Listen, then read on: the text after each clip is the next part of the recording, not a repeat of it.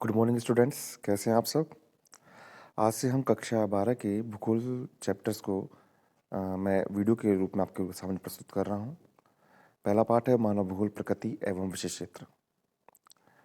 मैं इसको यहाँ पर पाठ के हर शब्दों को साधारण शब्दों में समझाने की कोशिश करूँगा कि अगर हम बात करें मानव भूगोल की प्रकृति, तो आप ये समझिए कि प्रकृति होती क्या है। प्रकृति एक स्वभाव है।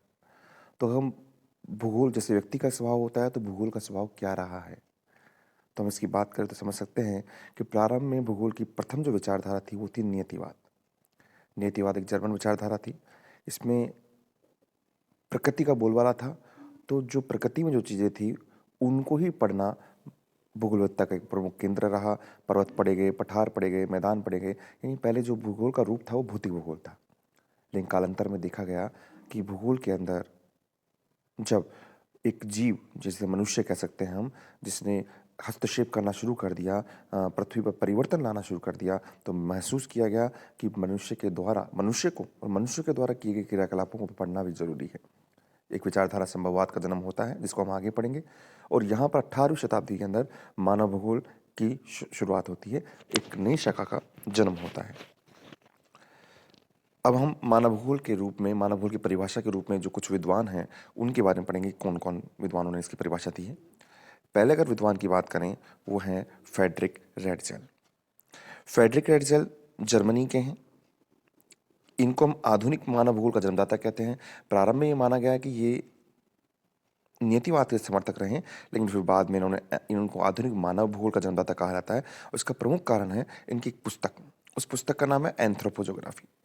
इस एंथ्रोपोजोग्राफी जो मानव भूगोल है, इसके अंदर उन्होंने मानव भूगोल की काफ़ी व्याख्या करी और एक जो परिभाषा थी, इससे इन्होंने मानव भूगोल के विकास में काफ़ी कार्य किया। इन्होंने जो परिभाषा दी, इन्होंने कहा कि मानव भूगोल मानव समाज और धरातल के बीच संश्लिष्ट संबंधों का अध्ययन है। मैं आपको यहाँ पर परिभाषा कराऊंगा, तो मैं समझाने की कोशिश करूंगा कि यहाँ पर आपको 2-3 शब्द पकड़ने हैं। मानव भूगोल मानव समाज और धरातल के बीच संश्लिष्ट संबंधों का अध्ययन है। फिर अन्य जो विद्वान आते हैं उनका नाम है एलन सैम्पल। अमेरिका की है, रेडज़ेल की शिष्या है, नियतिवाद की घोर समर्थक है। इन्होंने तो यहाँ तक कहा है कि अगर पृथ्वी की बात करें, मनुष्य की बात करें, तो मनुष्य का सिर से लेकर नख तक, पाँव से लेकर नख तक सब पृथ्वी से मिला हुआ है, मिट्टी से बना हुआ है और वो मिट्टी में ही मिल जाएगा। इन्होंने जो परिभाषा दी, इन्होंने कहा कि मानव भूगोल क्रियाशील मानव और अस्थायी पृथ्वी। क्रियाशील मानव, यहाँ पर जहाँ रेडज़ेल ने मानव समाज लिया, इन्होंने क्रियाशील मानव लिया। जहाँ इन्होंने धरातल लिया, वहाँ इन्होंने अस्थायी पृथ्वी लिया। उनके मध्य परिवर्तनशील संबंधों का अध्ययन है। आप समझ गए होंगे, परिभाषा में 2-3 शब्द चेंज हो रहे हैं। अगले जो विद्वान आते हैं उनका नाम है विडाल डी ब्लास। फ्रांस के हैं, जिन्होंने संभववाद विचारधारा दी। इन्होंने बताया कि मानव भूगोल क्या है कि पृथ्वी पर रहने वाले जीव, जहाँ रेडज़ेल ने मानव समाज बताया, जहाँ सैंपल ने क्रियाशील मानव बताया, इन्होंने पृथ्वी पर रहने वाले सभी जीवों के बारे में बता दिया, जहाँ मनुष्य भी हैं और पेड़ पौधे या पशु भी हैं। तो पृथ्वी पर रहने वाले जीव और पृथ्वी को नियंत्रित करने वाले भौतिक नियमों के बीच संश्लिष्ट संबंधों का अध्ययन ही क्या है, मानव भूगोल है। मैं आपको दोबारा बताना चाहूँगा कि जब आप ये परिभाषा दें तो परिभाषा में ध्यान रखें, इन 2-3 शब्दों का विशेष ध्यान रखें। तो आपने 3 परिभाषा पढ़ी। आगे हम पढ़ेंगे मानव भूगोल की प्रकृति। जैसे मैंने आपको बताया था कि प्रकृति का मतलब स्वभाव होता है, तो यहाँ पर मानव भूगोल की प्रकृति रही है कि मनुष्य को इसमें केंद्र स्थान दिया गया है और मनुष्य ने इस पृथ्वी पर जो भी भौतिक, सामाजिक और राजनीतिक या सांस्कृतिक जो भी परिवर्तन किए हैं, पृथ्वी पहले शुरुआत से ऐसे नहीं रही है जैसा आप देख रहे हैं। इसमें काफ़ी परिवर्तन आए हैं और उन परिवर्तनों का अध्ययन करना ही मानव भूगोल की प्रकृति है। अगला आता है मानव का प्राकृतिकरण। शब्द से स्पष्ट है। पहले आप कभी भी किसी चीज़ को पढ़ने की कोशिश करें तो कोशिश करें कि आप उस टॉपिक को पढ़ें, मानव का प्राकृतिकरण, यानी मानव प्रकृति से जुड़ा हुआ है। तो यहाँ पर जब प्रारंभ में है, वहाँ बात करते हैं जहाँ मनुष्य अपनी मूलभूत आवश्यकताओं के लिए, अपने खाने के लिए, रोटी के लिए, कपड़े के लिए सब प्रकृति पर निर्भर था। तो इसे मानव का प्राकृतिकरण कहा गया है कि मानव मनुष्य प्रकृति पर पूर्णतः निर्भर है। उसने प्रकृति को अपने को आपको सौंप दिया है और यहाँ पर नियतिवाद विचारधारा का उदय होता है। अगला, प्रकृति का मानवीकरण। मनुष्य हमेशा ऐसा नहीं रहा है। जब मनुष्य को लगा कि मेरे में सामर्थ्य है, उसने अपने आप में बदलाव करने की कोशिश करी, तो उसने क्या किया, प्रकृति का अंधाधुंध उपयोग करने लगा। हाँ, और उसने प्रकृति का मानवीकरण कर दिया। इसको आप सामान्य शब्दों में समझ सकते हैं कि अगर मान लीजिए आपको कश्मीर के सेब खाने हैं या कोई आपको अमेरिका की कोई चीज़ का उपभोग करना है, तो आप अमेरिका नहीं जाएंगे, आप उस चीज़ का आज घर बैठे यहीं पर उपभोग कर सकते हैं। अर्थात आपने प्रकृति का मानवीकरण कर दिया गया। तो इस विचारधारा में संभववाद व नियतिवाद विचारधारा का जन्म होता है। अब भूगोल में कुछ अन्य विचारधारा, जो भूगोल की जो प्राचीन विचारधारा है वो आई है, मैंने बात भी की है, इसको बात करते हैं। देखो, भूगोल में अगर विचारधाराओं की बात करें बेटा, तो एक बात समझना होगा कि भूगोल की बात करें, अन्य किसी भी विषय की बात करें, विचारधारा से ही उस विषय की रूपरेखा रखी जाती है। तो प्रारंभ में जब प्रकृति का बोलबाला था, मनुष्य प्रकृति के पास रह रहा था, तो जो भूगोलवेत्ताओं ने किताबें लिखी, उन किताबों में प्रकृति को ही सिरमौर कहा गया, प्रकृति को ही आगे कहा गया। तो जो विचारधारा का जन्म होता है नियतिवाद, चूंकि ये जर्मनी के विद्वानों ने कहा, इसलिए इसको जर्मन विचारधारा भी कहते हैं। इसमें रेडजेल हैं, हम्बोल्ट, रिटर हैं, एलन सैम्पुल हैं, जो अमेरिका की हैं, लेकिन नियतिवाद के समर्थक है। आप हम्बोल्ट रिटर्न के बारे में आगे कभी एमए और बीए में पढ़ेंगे, आगे बहुत अच्छे अच्छे भूगोलवेत्ता हैं। इस विचारधारा में उन्होंने प्रकृति को प्रमुख बनाया और मनुष्य को उसका दास बताया। अगली विचारधारा आती है संभववाद। ये संभववाद विचारधारा आप समझ सकते हैं, ये विचारधारा नियतिवाद की ही विरोध में उत्पन्न होती है। जब मनुष्य देखता है कि यार प्रकृति के सानिध्य में रहकर हम तो विकास ही नहीं कर सकते, तो उन्होंने कहा नहीं, हम प्रकृति में परिवर्तन कर विकास कर सकते हैं। लेकिन यहाँ परेशानी यह आती है कि मनुष्य प्रकृति का अंधाधुंध उपयोग करता है, प्रकृति को नष्ट करने पर आ जाता है। तो इस विचारधारा का जन्म हुआ, विडाल डी ब्लास ने दिया, फ्रांस के हैं, फ्रांस विचारधारा है। संभववाद शब्द फ्रांस के फैब्रे ने दिया और इसमें मनुष्य को प्रमुख बताया गया। और जैसे मैंने आपको कहा कि जब मनुष्य प्रकृति का अंधाधुंध उपयोग करता है, नष्ट करने लगता है, तो एक नई विचारधारा उसी परिप्रेक्ष्य में उत्पन्न होती है, उसको बोलते हैं नवनीतिवाद। क्योंकि जब मनुष्य विकास कर रहा है, आपने एक शब्द पढ़ा होगा, सतत पोषणीय विकास। तो जब उनको लगा कि नई पीढ़ी के लिए कुछ बचेगा नहीं, तो उन्होंने कहा कि इस विचारधारा के अंदर बताया कि नहीं, आप विकास तो कीजिए लेकिन रुकिए। जैसे ट्रैफिक लाइट पे व्यक्ति जाता है, रेड लाइट पे रुकता है, ग्रीन लाइट पे जाता है, देखता है, तो वैसे अपने विकास कीजिए, लेकिन आप देखिए प्रकृति को आपके विकास से कोई नुकसान हो रहा है या नहीं हो रहा है। तो विचारधारा दी गेरफिट टिलर ने, इसमें प्रकृति और मनुष्य के संतुलन को बताया गया, और ट्रैफिक लाइट सिद्धांत भी कह सकते हैं और रुको और जाओ सिद्धांत भी कह सकते हैं। इसी परिप्रेक्ष्य में अन्य विचारधारा भी आती है, ये 1970 के परिप्रेक्ष्य में आती है, मैंने आपको बता रखा है पहले। इसमें क्या होता है कि जब मनुष्य में, जब प्रकृति में भूगोलविद्ता के अंदर जब मात्रात्मक क्रांति होती है, मात्रात्मक क्रांति यानी जैसे मान लीजिए आर्थिक रूप से क्रांति हो रही है, मनुष्य के कल्याण को छोड़ दिया गया है, मनुष्य के मूलभूत आवश्यकता को छोड़ दिया गया है, तब कुछ विचारधाराओं का जन्म होता है। पहली विचारधारा है मानवतावादी, ये कल्याणपरक, नाम से स्पष्ट है, इसमें मनुष्य के स्वास्थ्य, शिक्षा और आवास पर ध्यान दिया गया है। इसके बाद में दूसरी विचारधारा आती है रेडिकल। रेडिकल शब्द का अगर आप पढ़ेंगे, अगर आप पॉलिटिकल साइंस में पढ़ेंगे, कहीं पर पढ़ेंगे, तो ये एक विरोधाभास शब्द है कि किसी चीज़ के विरोध में कोई चीज़ उत्पन्न होती है। आमूलवादी या क्रांतिकारी विचारधारा, तो ये जो विचारधारा है, ये पूंजीवादी जो विचार के थे, जो बड़े बड़े मालिक थे, फैक्ट्री मालिक थे, उनके विरुद्ध जन्म लेती है, जिसमें मजदूरों ने उनके विरुद्ध एक विद्रोह किया था, अपनी सुविधाओं के लिए, अपनी शिक्षा के लिए, अपने विकास के लिए। तो ये विचारधारा का जन्म होता है। तीसरी विचारधारा है व्यवहारिक विचारधारा, इसमें प्रत्यक्ष अनुभव के आधार पर, यानी व्यवहारवादी जो व्यवहार में है, तो यानी जो वहाँ पर उस वक्त भूगोल में देखा गया कि मनुष्य की प्रजाति है, जाति है, सामाजिक वर्ग है, धर्म है, उसके आधार पर जो विचारधारा बनाई गई, उसे व्यवहारवादी विचारधारा कह सकते हैं हम। अब यहाँ पर हम कुछ और शब्दों को हम लेते हैं, इन शब्दों को देखिए आप।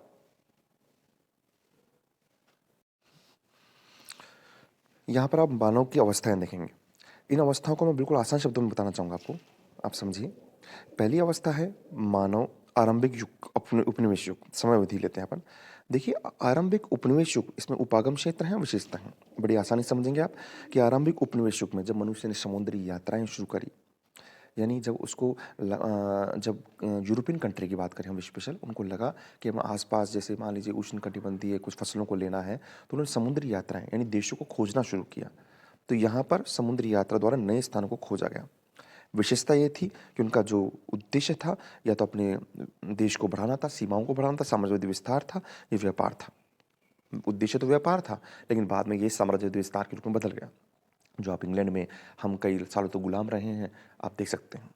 दूसरा उत्तर उपनिवेश युग। उपनिवेश युग के बाद क्या हुआ, जब उन्होंने चीज़ों को खोज लिया तो देखा गया कि भाई कौन सा क्षेत्र जो खोजा गया है वो अच्छा है। तो इसमें खोजे गए क्षेत्रों का विश्लेषण किया गया और खोजे गए प्रदेशों का अध्ययन कर पृथ्वी के बारे में जाना गया।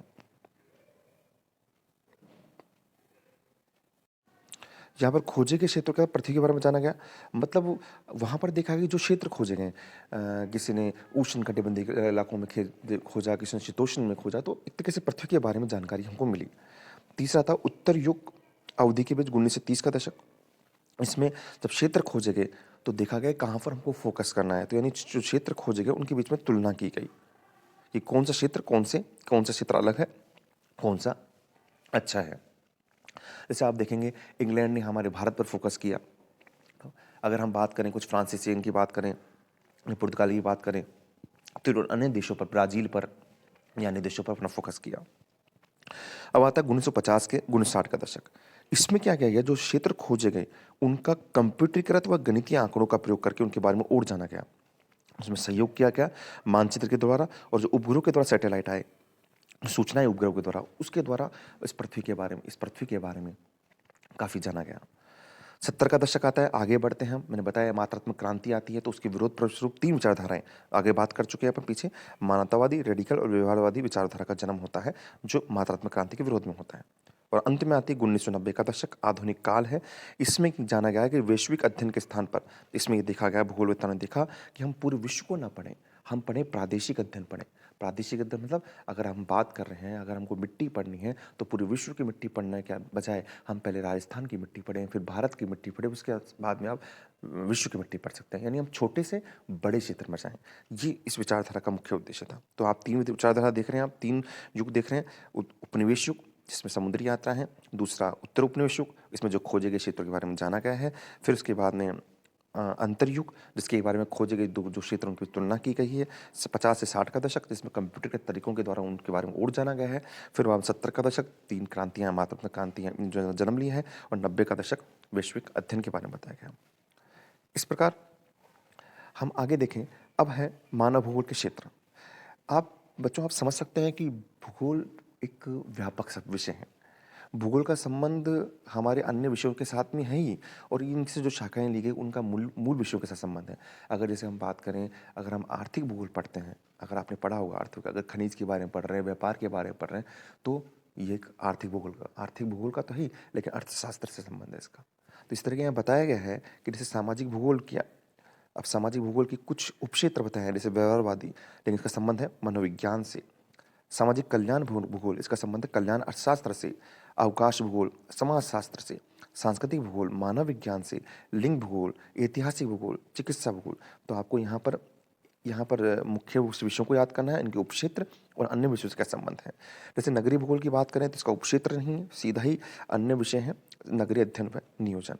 राजनीतिक भूगोल, निर्वाचन भूगोल, सैन्य भूगोल और राजनीतिक सैन्य विज्ञान। जनसंख्या भूगोल, इसका संबंध है जनांकी विज्ञान से, इसका उपक्षेत्र नहीं। आवास भूगोल और नगर या ग्राम नियोजन। तो मुख्यतः आपको मैं कैसे मोस्ट मानूं तो आपका सामाजिक भूगोल, एक आपको ये याद करना है, अच्छा है, काफ़ी आ सकता है परीक्षा में। दूसरा आपका आर्थिक भूगोल, यहाँ से प्रश्न बनता है, विशेषता बनता ही है कि यहाँ पर संसाधन भूगोल है, उसका संबंध संसाधन अर्थशास्त्र से है। कृषि भूगोल का कृषि विज्ञान से है। औद्योगिक भूगोल का औद्योगिक अर्थशास्त्र से है। व्यापार भूगोल का वाणिज्य से है। पर्यटन भूगोल का संबंध पर्यटन प्रबंधन से है। अंतर्राष्ट्रीय व्यापार भूगोल का अंतर्राष्ट्रीय व्यापार से। तो इस तरीके से आपने इस पाठ को पढ़ा। हमने क्या जाना इस पाठ में, मैं अगर दोबारा एक बार रिवाइज करूं इस पाठ में, तो हमने जाना पहले भूगोल की प्रकृति जाना। प्रकृति के बारे में जाना कि मानव भूगोल, हम भौतिक भूगोल से मानव भूगोल की तरफ आते हैं। हमने यहाँ पर कुछ विद्वान फ्रेडरिक रेजल है, सैंपल है और ब्लास के बारे में पढ़ा। हमने मानव भूगोल की प्रकृति जानी। हमने मानव भूगोल का प्राकृतिकरण और प्रकृति का मानवीकरण जाना। हमने यहाँ पर भूगोल की विचारधारा है, नियतिवाद, संभववाद और नवनियतिवाद, जो काफ़ी महत्वपूर्ण विचारधाराएं हैं, भूगोल का एक आधार है, उसके बारे में जाना। हमने 70 के दशक के बाद मात्रात्मक क्रांति के विरोध में हमने मानवतावादी, रेडिकल और व्यवहारवादी विचारधारा को जाना। हमने यहाँ पर मानव की अवस्थाओं के बारे में जाना, जिसमें उपनिवेश काल, अंतर उपनिवेश काल, उपनिवेश के बाद में, और फिर 70 का दशक आता है और 90 के दशक के बारे में जाना। और हमने यहाँ पर मानव भूगोल के जो क्षेत्र हैं उनका अन्य विषयों के साथ संबंध जाना, विशेषकर सामाजिक भूगोल का और आर्थिक भूगोल का। मुझे उम्मीद है कि आपको ये पाठ समझ में आया होगा। मैं आगे भी आपको समझाऊंगा, सही तरह कोशिश करूँगा। ठीक है, ओके, थैंक यू।